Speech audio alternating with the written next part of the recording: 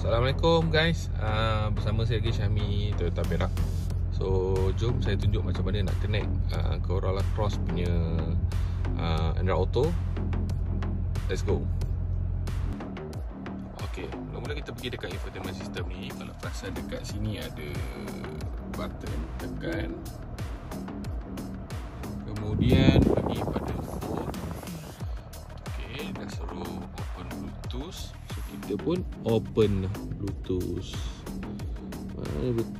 Ok, bila dah open Bluetooth, kita dah jumpa device. Kita pairing lah. So bila dah jumpa, dia akan keluar sini. Kita pair. Sini pun sama. So processing.